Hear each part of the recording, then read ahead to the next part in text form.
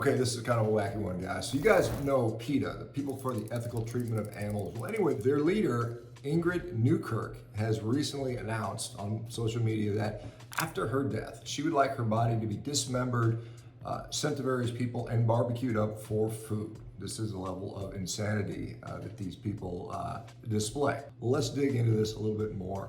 Who is she, and what does this organization, PETA, that she represents, stand for? Hey guys, I'm Dr. Shawn Baker. Now stay with me, guys. PETA is one of the largest organizations that wants to actually ban and make it illegal for you and I to enjoy meat for our health and for our sustenance, or actually outlaw having a pet if you have a cat or a dog or something like that. All right, first of all, their name, the People for the Ethical Treatment of Animals, requires some explaining. They have leveraged celebrities for their message of quote unquote saving the animals as a front for their militant activism. Now you might think that just like normal people, they don't want to see animals abused, but that is not what they're about. They are far, far from that being their sole motivation. So in reality, her and her followers believe there's nothing different between your child and basically a rat. She doesn't believe in having pets. She calls that animal servitude, or akin to basically oppressive slavery. And she goes on to say that she thinks in the end, hopefully everyone can stop having,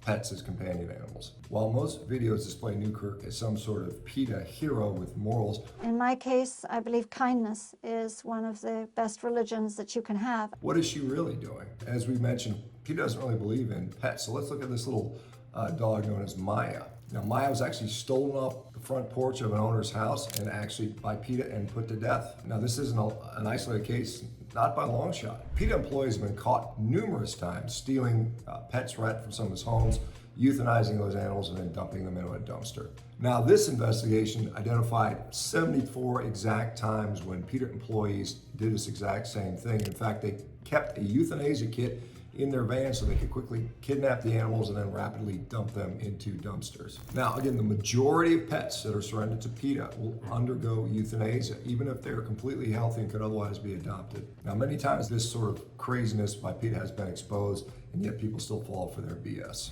Let's start with their kill rate. PETA runs an animal shelter in Norfolk, Virginia. That's good, right? Well, it should be. Virginia's private shelters euthanized 4.3% of the dogs they took in 2019. Those numbers come from Virginia's Department of Agriculture and Consumer Services. Let's see what PETA's euthanasia rate was. Just slightly higher than 4.3% at 57%. Yes, if you took a dog into PETA's shelter in 2019, the odds are better that it would be put down than it would be adopted out. Way better, actually, because PETA only adopted out 1.8% of the dogs they took in. The average adoption rate in other Virginia private shelters was 75%. If you brought a dog into PETA's shelter in 2019, it was 30 times more likely to be killed than to be adopted out. Let's look at PETA's self-reported numbers. Since 1998, they've taken 49,737 animals in, and they've killed 41,539 of them. That's an 83.5% kill rate over 20 years. That is not a shelter. That is a slaughterhouse. Well, not really a slaughterhouse. That's unfair. A slaughterhouse doesn't trick people into bringing them cows.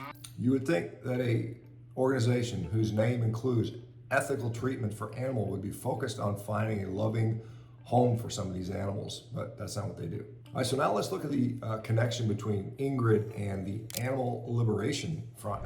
Now, the FBI has named ALF as a terrorist organization based on some of their past activities. Now, this group threatens people through their terroristic activities, euthanizing animals that they get hold of. I did get a phone call in 2 o'clock in the morning stating that they knew that I walked to work every day and that they knew that I left at a certain time and that I took the same route every day. It was pretty upsetting for the family to have me threatened that way. The ALF broke into the University of Pennsylvania, and within hours, the videotape was in the hands of PETA. So there's some close networking there, evidently.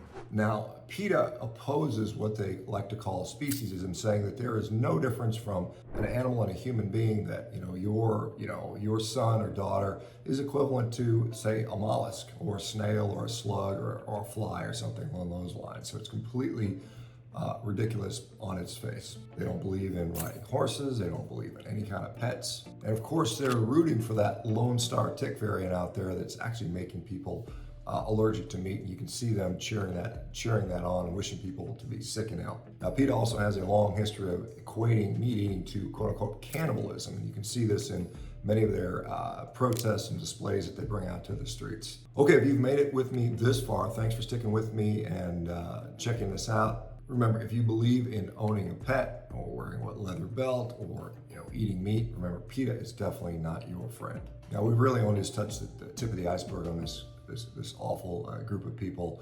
There are many, many more articles and reports that chronicle their activities over the years. I'll put a couple of these links in the description just so you can check those out if you care to read about this and share it with other people you think that may come under their influence. And if you want to hear more about this Lone Star tick, check out our video we did on that one. It's pretty informative about what you need to know about that in case you do get bitten by the tick. You don't want to get bit by this tick that makes you allergic to meat. Remember, don't fall for the celebrity influence. Don't fall for the PETA nonsense. They're just out to basically ultimately injure you. Once again, guys, thanks for sticking around and being part of the community. Don't forget to like, subscribe, and we'll see you in the next one.